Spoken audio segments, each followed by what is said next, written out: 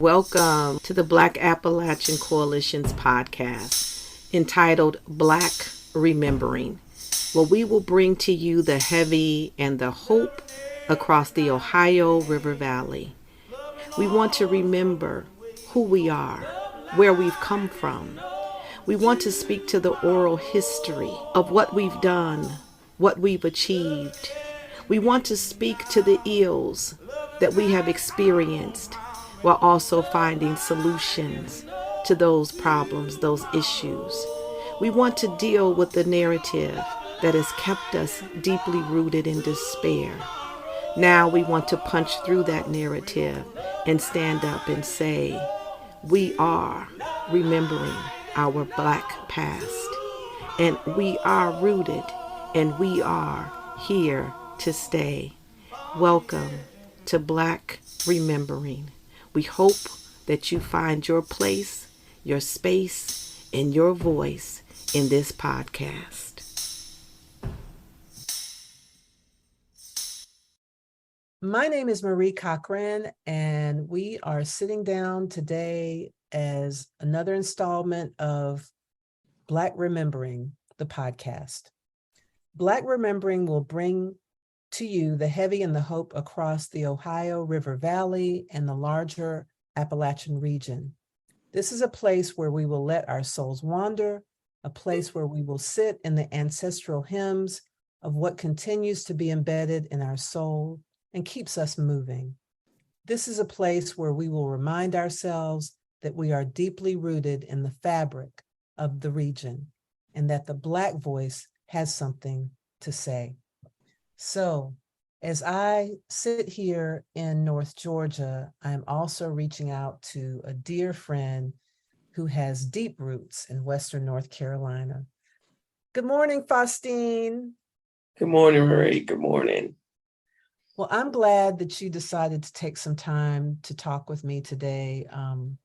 We go way back, and our first connections are with your mother, your late mother, Victoria Casey McDonald. But today we're really just going to focus on you. Yes, ma'am. Her legacy, her love, her daughter, an incredible young woman who has done great things. So I just wanted to start with your name. Tell us a little bit about your name. Everything about me was done with intention, including in birth. And including my name. My name is Faustine McDonald. And my name's 120 years old. I'm named after my grandparents. I'm named after my ancestors that are so deeply rooted in Appalachia. Faustine is my father's mother's first name, and Clarenda is my mother's middle name. So I got them in the order that they were given on the side of the family. So, and these women were tremendous women in the community, and I'm thankful that I'm named after them, and that I hold that legacy true to the next stage. And that they were she was a teacher and one saved lives and in her dying breath. So. My name is history. My name is my ancestors and what we're talking about here today, building legacy. And so I absolutely love it. Well, there's two sides of everyone's story. And we also mentioned that the Casey's family will celebrate, I think, 200 years of being in Western North Carolina and knowing the Yes. line being brought from Virginia as enslaved women from to the mountains of Western North Carolina. So I just wanted to give that note as well. With that being that's such a historic thing to know that it's almost 200 years. You know that, and it's really not that long ago that we were brought from somewhere. That's only 2 generations. It's only a generation from me. Right. Because my mother was born in 1943. So if you do the math, it's really only 1 generation difference here. When you think about it, people see is it like slavery and this history is as if it was like 1,000 years ago or 500 years ago. It was only really 2 generations away. Right. If you really look at it. And then we're only 50 years from when we had rights. We still fighting for rights. And so I just think it's a very historic thing to think about and know and to uplift where we've come from, to me, and to know how far we've come, how far we still have to go. Now, I'm going to make you smile. Now, just because people can do math and they're saying, okay, her mom was 80. What if she had lived, have been 80 in February? But you're a youngin'. How old are you, Tina? 35. Right.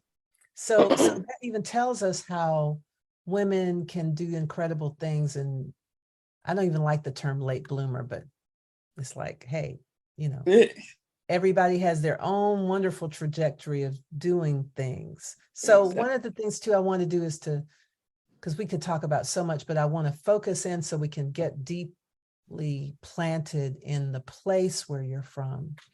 So before I talk about terminology, could you talk to people who might not know that much about Western North Carolina, just give them a sense of where you're from, where you're born and raised? Yeah, I was born and raised in a small town, small county called Jackson County in Western North Carolina. And Western North Carolina is a very complex place.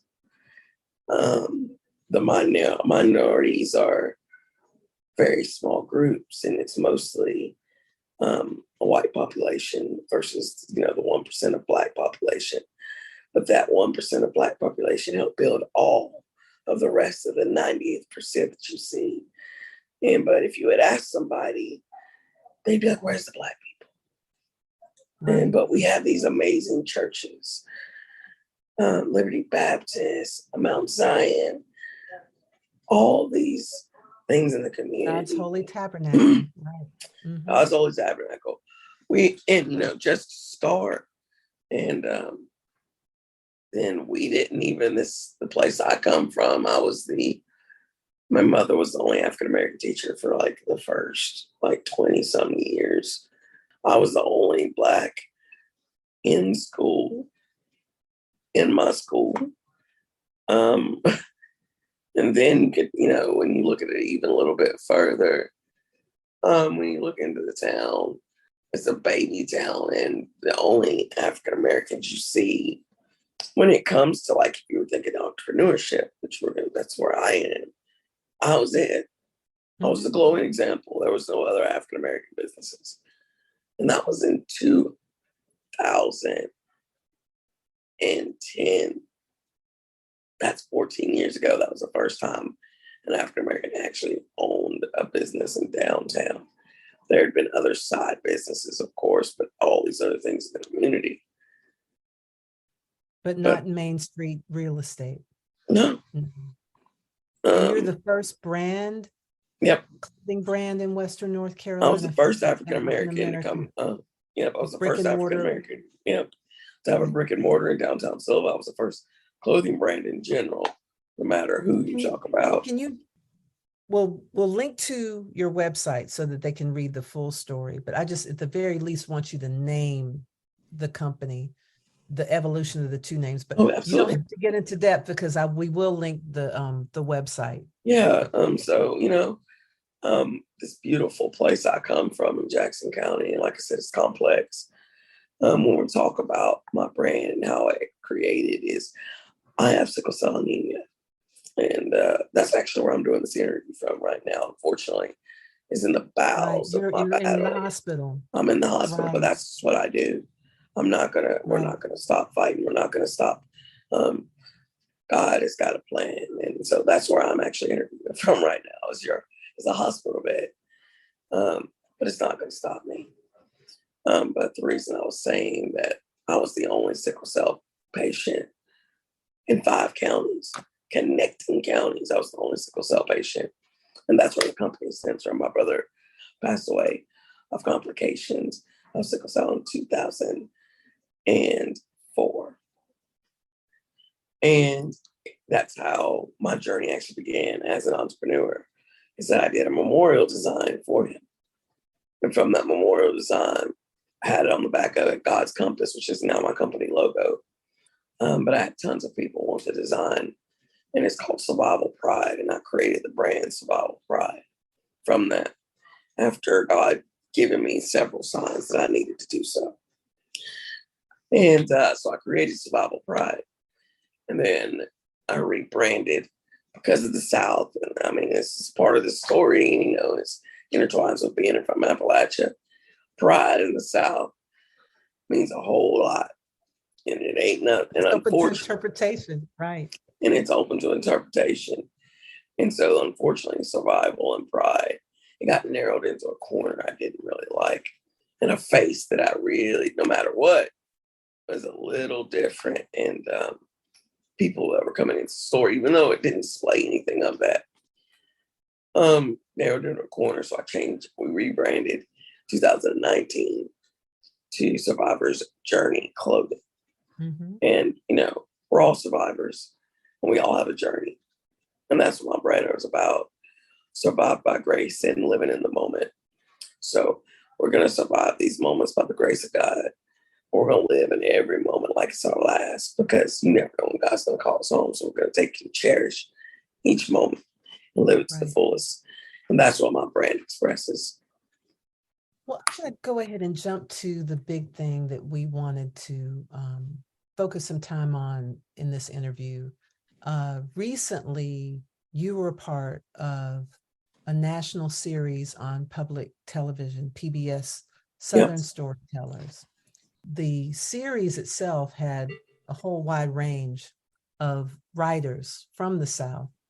And in that particular episode, because one of the things I've neglected to mention is where you're from is very complex, because there is a history of the Eastern Band of the Cherokee, the Qualla Boundary, people of African descent and Scotch-Irish, and, you know, all of this mixture of people who have come into the region to make what is Appalachian culture. So anyway, David said that he didn't want to just have something focusing on him as a white dude with a beard and camouflage. Yeah.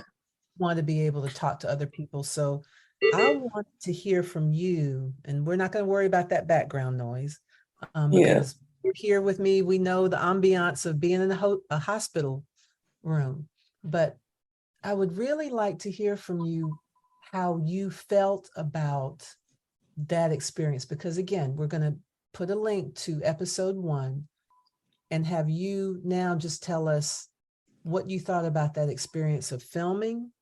Yes. And what you thought about the actual final product that did hit the screen. Yes. When it comes to, it was a process when you called me, you know. I want to extend my hand and say, Mary, I'm thankful for those little gracious pushes that I have gotten from you over the years. And I appreciate those. But the process was interesting. So, and kind of beautiful story of the way God works.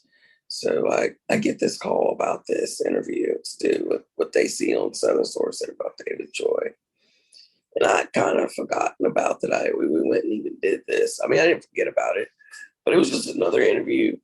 Yeah, it was just like a basic, and we were in the church, and I was like, well, this is just something else that'll go nowhere. They're going to skip over it, you know. And so when I sat down at this church, and I had to keep my composure, and what you see on the screen with interviewing David Joy was talking about the raw facts of how land has been taken from the African Americans in Western North Carolina, how we did have an abundance of land right after slavery, and how it's kind of changed hands and forms, and we've held been grasping at straws to keep what we have. And it shouldn't be the case. If you ask any other race, it's generational wealth. Land is a part of generational wealth, and that's what we've been denied by so many standards.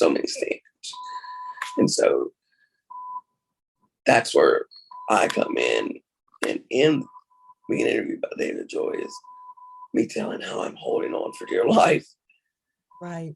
To the last of my family's land that I will never give up. Because I think what was important in that moment with what they decided to edit in, walking over the land and all the other things that they could have done in a literal sense if you'd had the full episode. But there were like 4 other people, incredible writers like Jericho Brown, etc. But is that very often people are talking about, well, are Black people in Appalachia? But then they don't talk about, well, where did these people live? Or what did they own? Or what did they do for a living? It just becomes a demographic. And like we said earlier, my favorite little quote is small numbers, huge impact. So that got into the narrative about Appalachia, which was not just about the banjo or the famous people who are from the area, but just everyday people holding on to family land.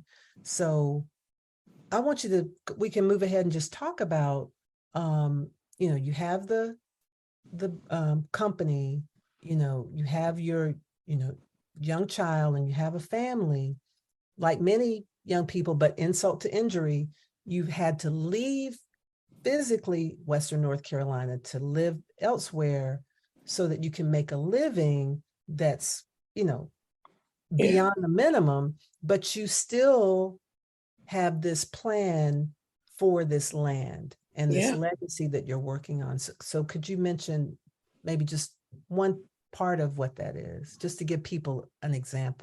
I'm very fortunate to have had the opportunities I had, and I'm thankful for the way I was taught to always. I'm very much a critical thinker, and I tell people I play chess, not checkers.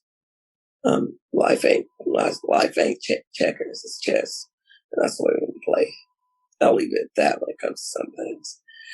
But when it comes to my family land, the little that I do have, which is still in abundance to me, when I got out of a very bad situation previously, I built a tiny home on my family land.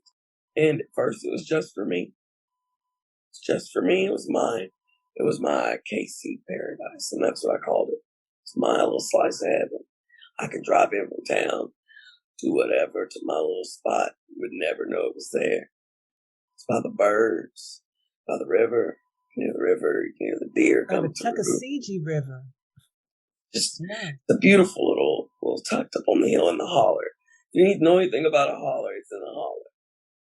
And but what I have done and created, just to give you that little scene, and it sits on a little tiny home. And as Marie, you mentioned I left. I left to gain new experiences. But in that kind of evolution, I created Casey Paradise Tiny Home on Airbnb, where you can come and experience getting the tiny home experience. And that's what I've created and cultivated, that I kind of naturally walked into, because I just wanted somebody to take care of my tiny home, right?